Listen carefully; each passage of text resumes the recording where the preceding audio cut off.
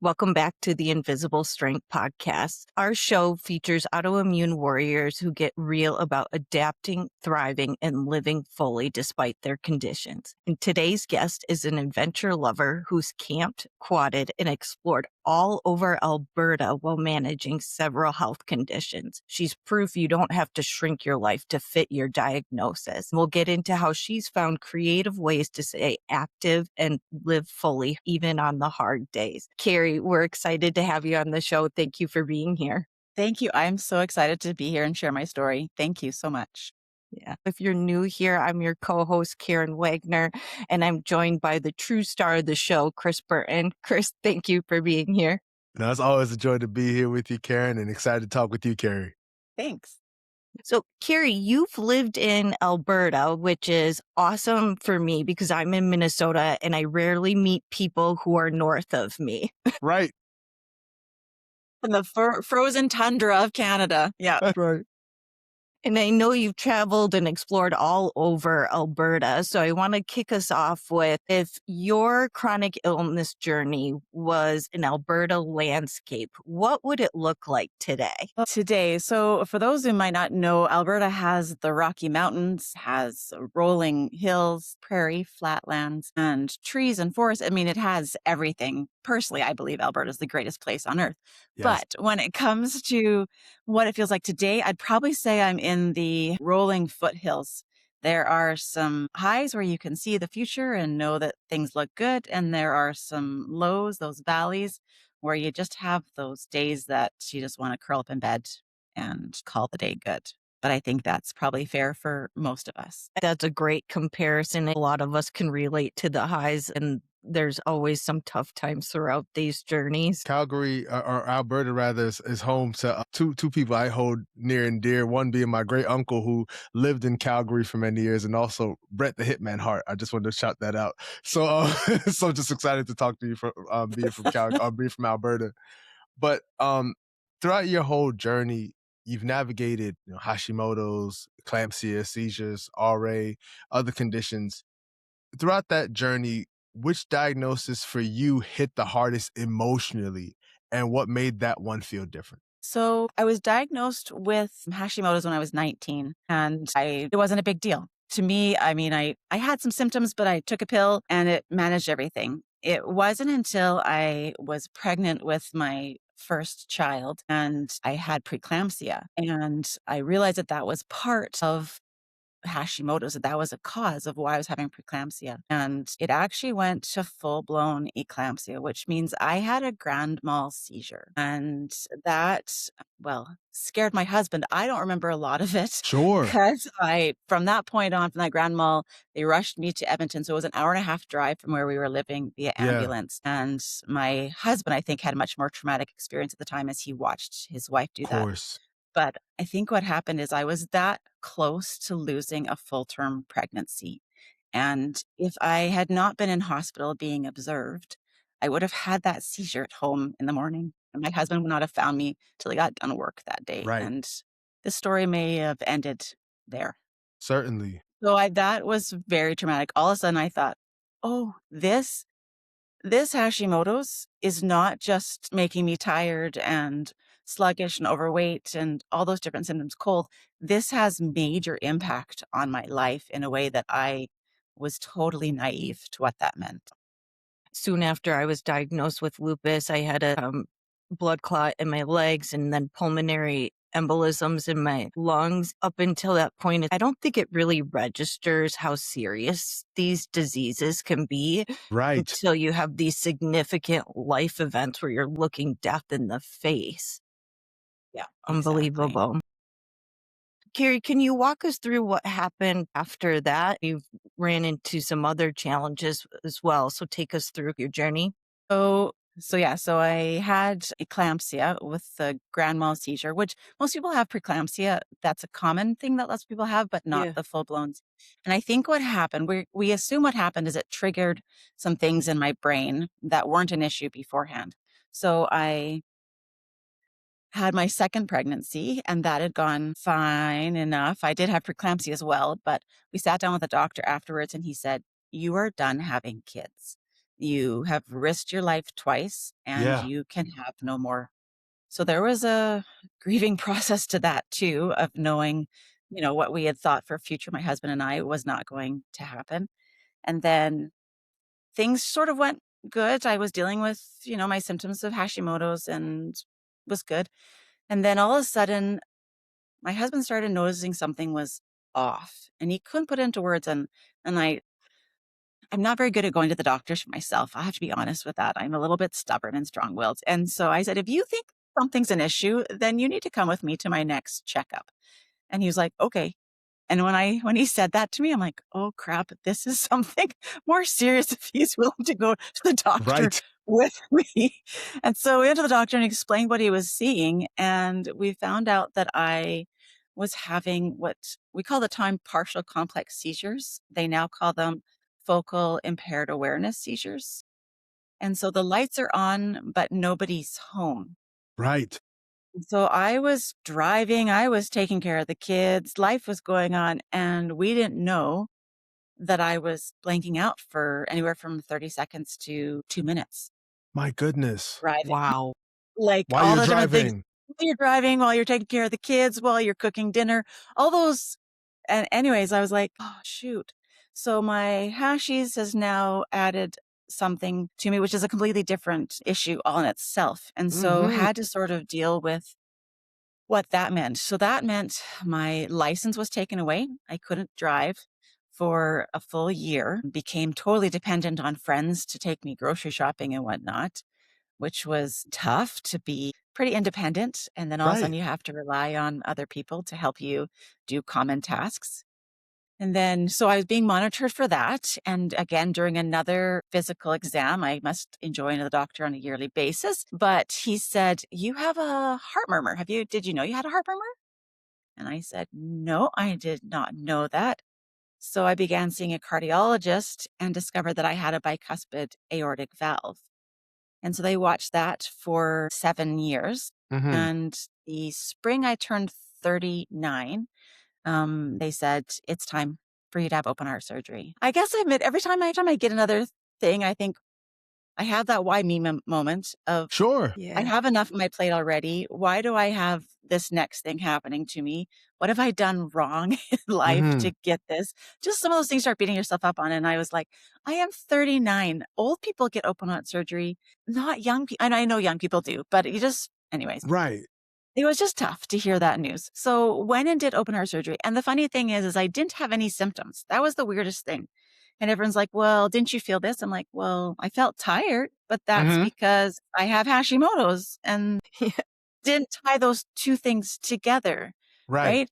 And just some of the symptoms that you have with hashies are just there until they start affecting.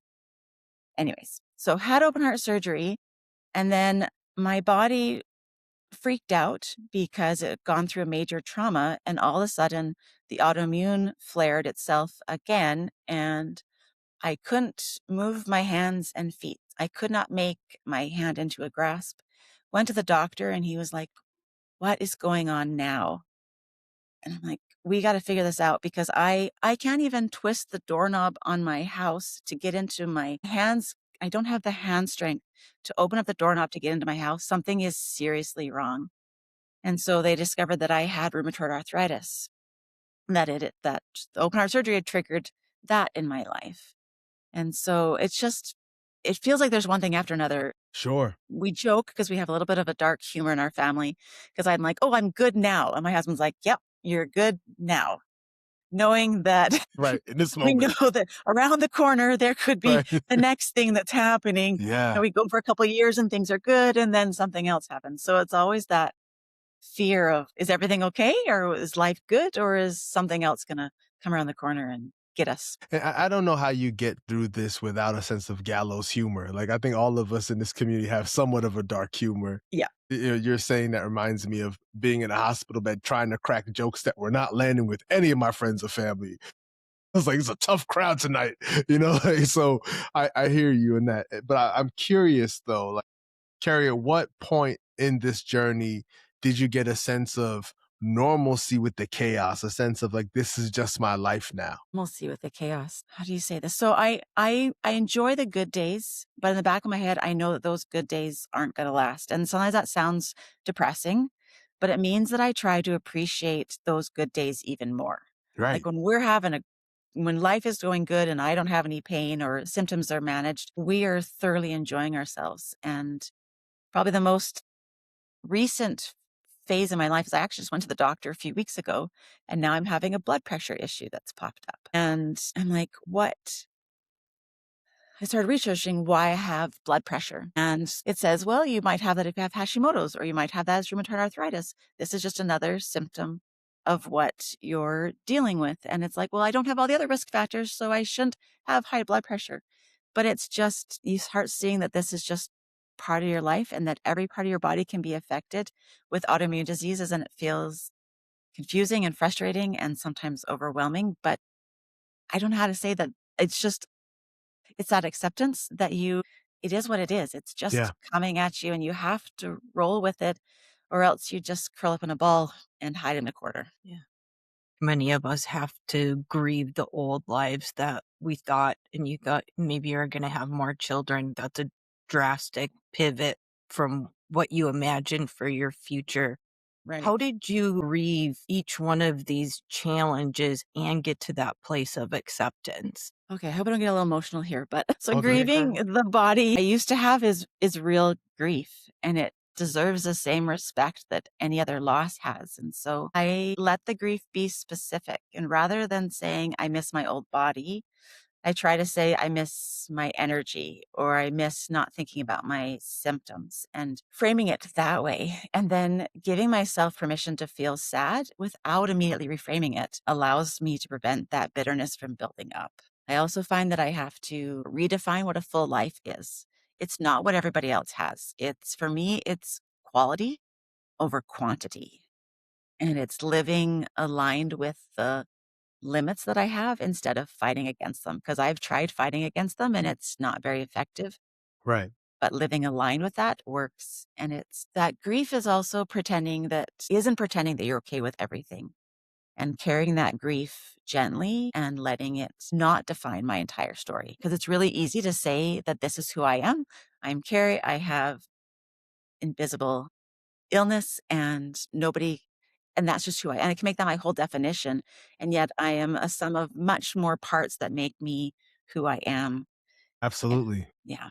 And so I should say, I need to miss who I was, but I'm also proud of who I'm becoming. It can also be unfair, but I'm building something meaningful at the same time. And I can still be grieving and still be grateful that those things all can coexist at the same time, which is tough for many people to understand that. You said something so profound just now in terms of be grieving, but still grateful. And it makes me think about the other side of that coin in regards to what has helped you to regain a particular level of trust in your body again. That's a that's a tough one. Okay, so I think it's tricky. I guess the reason I say it's tricky is I admit that there's times I don't trust my body. Sure, sure. I mean, that sounds bad, but it's No, it's because I real. don't know what symptoms are gonna pop up, and I try to do everything that's in my power Hmm. to help my body by getting enough sleep, by eating the right food, giving the right fuel, and being kind to my body and knowing I have limits. But I have to separate my identity from my symptoms is what I have to do in order to build that trust. And I'm a spiritual person, and I believe that my spirit is healthy. It's Hmm. my body that's sick. Yeah.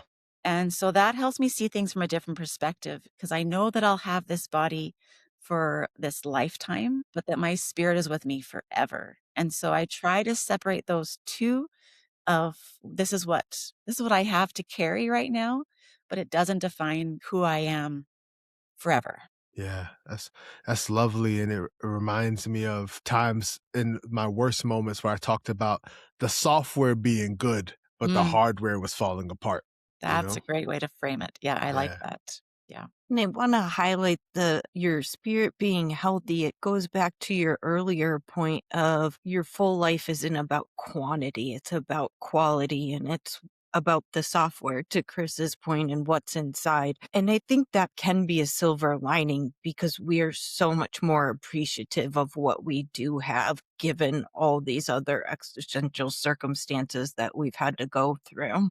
Yeah, I agree. Keri, we can shift to get Sure. more into your adventure side. Okay. I would love to hear more about all your exploring around Alberta, and then how do you manage that adventurous life with the health challenges that you've gone through? So one example is ATVing. So our family loves to go ATVing. I used to be the one that would drive the quad, and my kid would sit behind me on the quad. And after my open heart surgery and my rheumatoid arthritis, I said, I can't drive the quad. I don't have the strength to maneuver it. And so I let my son, who was 12 at the time, no, 12 at the time, Mm-hmm. drive the quad. And I sat behind him. So that's Mm-hmm. a little bit tough handing that over to your 12-year-old, because sometimes he Sure. takes you on a little more different paths than what you would normally take. Right.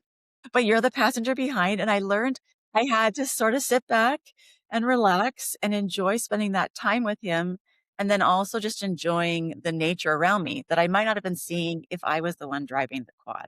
And so I'd get down the ride and I'd be like, "Oh, did you see this? Or did you see this?" I said, "There were these great butterflies over there." And the kids are like, "We did not see that at all." But because I was sitting in the back seat, I was able to just sort of sit back and relax and enjoy it. And I found that as actually a positive thing rather than a negative. And now our kids have grown up. And so we've bought a side by side that's a little bit more comfortable for me to sit in. My husband does the driving. I have a much more comfortable seat. And now the kids can do whatever crazy things they want to on the quad and don't have to worry about mom on the back seat there. So that's just one example of how we try to explore Alberta and do our fun things, but still enjoy that's chronic illness friendly for me. What's one Alberta place that has become a healing space for you, and why? Oh, you know what? I love camping. That's probably my favorite place, and I love almost all the provincial parks that I've gone to, but the ones close to the mountains are probably my favorite.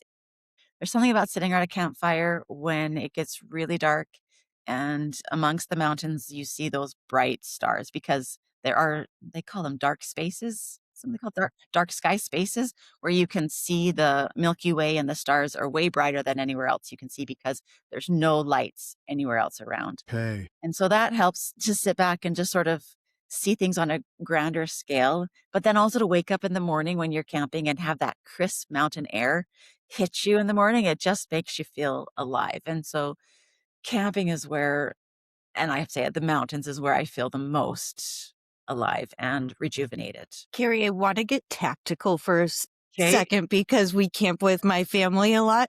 And I'm like, are you on a cut? How are you doing this with RA camping?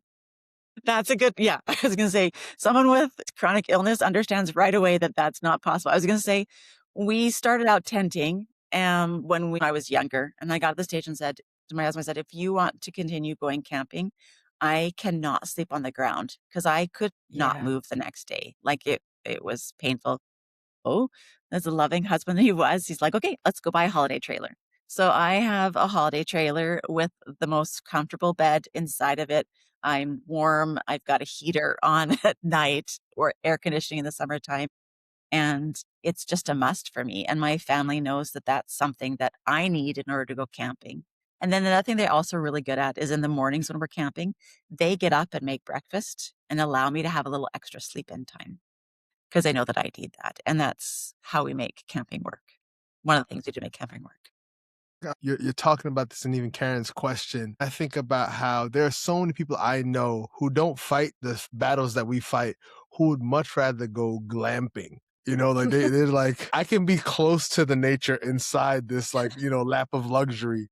Like, what does it sort of like prove to yourself, or do you feel a sense of pride that in spite of all the things you've gone through, you're able to still be out here in a space where a lot of people who don't have any of these challenges are like refusing to do and refuse that level of discomfort? Like, what level, almost to say, like, what amount of, because you've gone through far more uncomfortable things, allows you to do this thing that so many people be like, oh, no thanks, give me the hotel?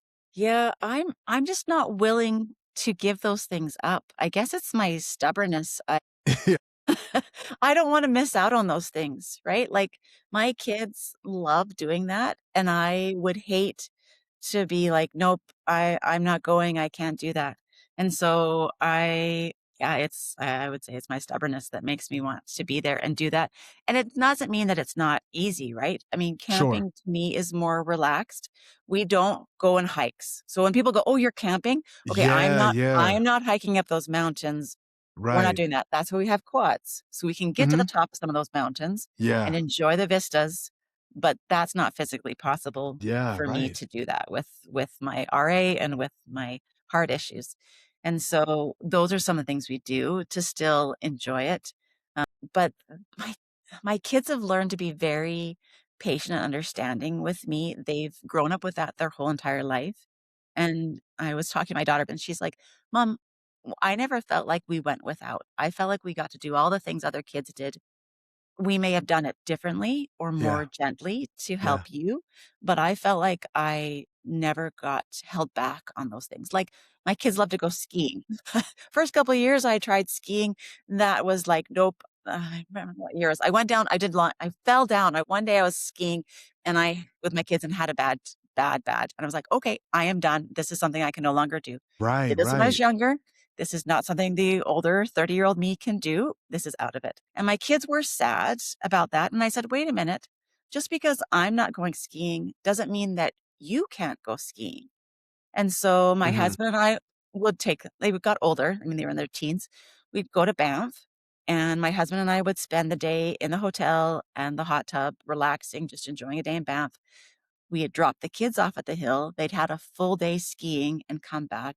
So they never felt like they may have missed mom and dad on the ski hill, Sure. but they still got to enjoy all those things. And I got to have the self-care that I needed to have Yes. and not push my body too far, its limits. I can't help but notice you talking about your kids and your husband. Your husband's willing to stay back with you in the hotel, and your kids seem very empathetic and understanding. How have they supported you throughout this? They don't ever ask me to go. They know when I'm done.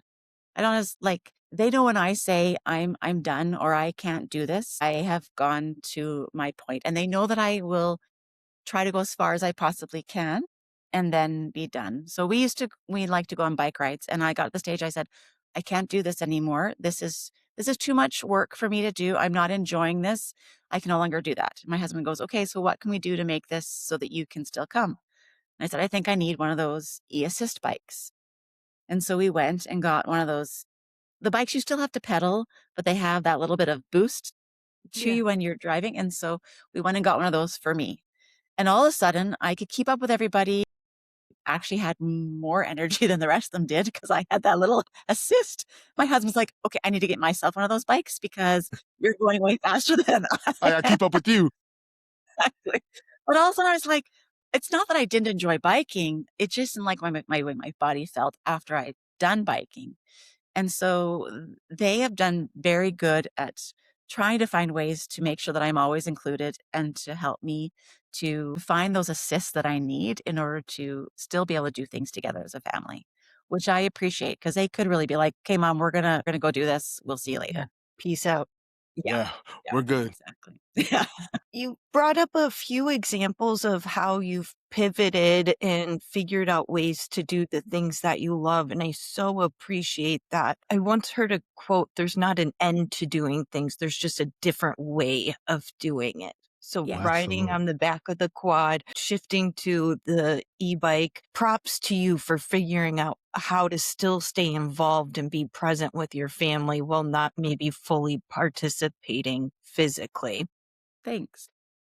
But my question is with each one of those times, like when you're done with skiing or you're done with biking, do you go through a bit of a grieving process with each one of those? Or at this point, you're kind of okay with it and just move on? I think there's grief always, and I think you have to hold that grief and be okay with it because there's my kids will say, we'll talk about different ideas we can do. And then we will, oh, no, maybe that's not something we can do as a family. And you think, I know I'm holding you back a little bit. Yeah. And you feel sad. Like, I don't want to be, I mean, I hope I have grandkids in the future. I'm not there yet. But it's like, okay, what's that going to look like for me? Am I going to be that grandma that's going to be able to get down on the floor and play with the kids? Or is that going to have to look different for me in the future? And so there is grief in that and trying to figure out how you're going to make it the fullest life and the best life you can have, but also know that your body can't do all the things that some normal 50-year-old or 60-year-old woman who's completely healthy can go do. So for someone who is watching this conversation or your work on YouTube and they're like, I feel so inspired by Keri, I feel scared about it, but I want to begin my first mini adventure.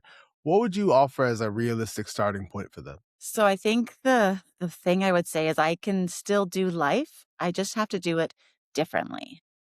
And so it's not about endurance, it's about trying to achieve success. So to do something that you maybe can do on a smaller scale. So a 20-minute walk or an hour walk during, you know, on your adventure. Or is it something that you need to do half of and then turn and go back because you can't do it, but allow yourself that room to not push yourself, but also be able to fall back if you need to. And then always to work on that recovery because everything I do, there is a day of probably recovery or preparing my body the day before, and then also having those days of rest afterwards. When I was younger, I used to push myself a lot harder. And now I go, no, I don't need to feel pain or feel for a huge amount of time. If I take it slow and give myself a day on either side of my activity, I can be much healthier and be much kinder to my body. And so, someone who's doing that for their own, I think you've got to slow down. You've got to just take tiny steps and do life, but just do it differently. You have quite the audience on YouTube and very fun, adventurous videos. Have you run into any misunderstandings or misconceptions about your conditions and how you live your life? Yeah, Yeah. that's a good question. I honestly, I don't know if everybody that watches my channel or my subscribers actually knows my health journey because I don't talk about it all the time. I Yeah, have yeah. some key videos that I address those things and go into full depth. But for the most part, many people, I don't start my videos or end my videos talking about my chronic illness. I haven't included in that, which probably isn't fair to some of my viewers because they may not understand what the things I'm accomplishing, um, because I don't know what the hidden challenges are that I'm facing. Right. So I still have, I mean, there's still people that give me a hard time on different points, and I will read them to my husband, and he goes, "They don't know anything." Good Don't man. don't they don't know anything, push them aside, they have All no right. idea what's going on, Yeah. and try not to internalize it because people can be, I mean, heck, my cooking videos, some of them are not very nice about my cooking videos. I'm like, "Seriously?" My one comment, usually very kind to my subscribers, but this one person was extremely rude. And I just said, "I'm looking forward to watching one of your videos when you've put one up." Because the person had Yeah. never put a video up, right? And it's Right. like, you can go and attack me all you want, but until That's you've it. actually put a video forward, is then you can come back and tell me that my video is not as good as you'd like it to be. Yeah, yeah. And Good for most of the time, you. I just don't let it bother me. But that one time, I was like, okay, that was really rude, and I had Yeah. to stand up for Had to say myself. something. Yeah. Well, and you just can't help but think something's got to be going on in that person's Right. life that they feel compelled to talk negatively to someone online. And it's like, you don't like it. There's 8 million more Move than that on. out there, obviously. Like, go find another one. Right. Exactly. So yes, and it's true. People are going through things that we don't know about. So I do try That's to true give too. them more, yeah, grace and understanding, but there are a few times that it does rub me a little bit the wrong way, and I'm not perfect. Of course. But talking about your cooking, you're gluten free. And Yes. so talk to us a bit about what in your journey made you say, like, I think this can help and what ultimately led to you toward that decision. Yeah. So it was when I got rheumatoid arthritis. So Hashi's was there. Felt like I was doing okay. But Hmm. once rheumatoid hit, I was like, this is my second autoimmune. Why do I have two? And so I began doing some research. And I have to admit, I wasn't very aware, and I should have done much more research beforehand. I was content with what Hashi's was, and I was dealing with it. But when I got rheumatoid arthritis, I was like, why do I have two? And what's going on in my body that I don't understand what's happening? So I learned that it is possible to have more than one autoimmune disease because your body with autoimmune, it starts attacking different parts of your system. And my open heart surgery had caused some trauma to my body. And so my system was like, what is going on? Something is amiss. I need to attack it and fix it and put it in its place. And so it decided that my joints was what needed to go and attack. And so I was like, is there anything I can do to be preventative? Because I'm taking drugs. I There's got to be something else. There's got to be something else that I can do to help myself. And so in some of the books and online I was reading, some of the suggestions were to take out gluten, dairy, and sugar. And I was like, oh, okay. They said the first one to try was gluten. So I told my husband, I'm like, okay, I'm going to give this a 3-month trial. I'm going to go all in and take all gluten out of my diet and see what this does. And he was like, I don't want to do this. I said, sorry, I'm cooking. I'm not on board. You have to eat what I'm eating. So guess what? We're doing this. I said, it's only for 3 months. And if it doesn't make a difference, then we'll go back to life, right? Maybe Yeah. we'll try dairy, right? And so he's like, okay, fine. So took out gluten, and within 2 months, I could start to feel the difference. Mm-hmm. And at the 3-month mark, he could visibly see it in my hands and my Wow. joints that my Yeah. inflammation had gone down. Yeah. And so I have a doctor that I work with my hormones and hashies, and he did some blood work, and he's like, your inflammation markers in your blood work have dropped drastically. He So good. goes, that is amazing. And I was like, well, the only thing I've done is taken gluten out. He's like, keep on doing it. So I had to give the bad news to my husband of, guess what? We're gluten-free from now on. Come on. You're doing this with me because if this is making that much of a difference, then we're going to do this. And then about 6 months later, I saw my I can't say it right, rheumatologist. That's the correct way to say it, rheumatologist. And he said, no, it has nothing to do with gluten at all. And he's like, it's your meds are working. And I was like, okay. And didn't argue with him because some of those professionals, you're not going to change their perspective. But I walked away and said, I know that removing gluten is making a huge difference in my body, and I'm going to continue doing that. So it was tough. It's been a tough ride to do it. I love to bake. And so I am very determined to not have to change the foods I like and still be able to eat them gluten free. So I've taken a lot of my mom's classic recipes that I love to bake and have figured out how to do that exact same thing, but a gluten-free version of that. And so it makes life feel a little more normal to me. And my Right. niece and nephew are actually celiac, and they discovered that a little bit before I went gluten-free. And so Aunt Keri's goal is to always make sure that those kids have as much treats. Like I find that sometimes those kids don't get to have the cupcakes and whatnot at the birthday parties and whatnot. And so I'm like, you are going to eat just as good a food as everybody else is when Yeah. I'm there. We're going to make sure that we are not doing without. And so that's sort of my little passion project that I do, is to change those recipes to things that are gluten free. And it's been actually not that hard to do for some of those recipes. I'm also laughing at how throughout this conversation you've talked about just how like unconditionally supportive your husband is about everything, and then the gluten free, he's like, oh no, it's a bridge too far. Shout out to him though. That's amazing.